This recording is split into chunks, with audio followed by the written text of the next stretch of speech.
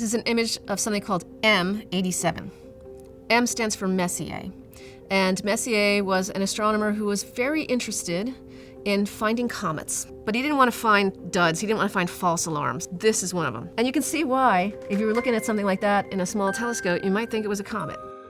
And if we keep drilling down into why M87 is such a fascinating galaxy, it is an elliptical galaxy, and it's been known for quite a long time that there was this little thing of brightness that was spewing away from it. And now we know that that's actually a jet of material.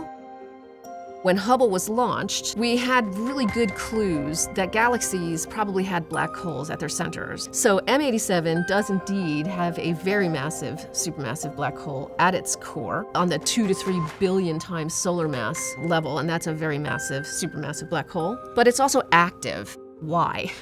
So why are galaxies active? Not all galaxies are active. Just a few percent are active at any given time. Are they turning on and then turning off? That's an idea, you know, maybe there's some mechanical physics going on at the center of these galaxies where the black hole has an accretion disk and that material is getting spun up so quickly. We know there's very high magnetic fields that you launch a jet. And so this image is observational evidence that what we've been seeing for a while is actually being launched by a jet connected to that supermassive black hole at the center of M87. What we're seeing here is one jet.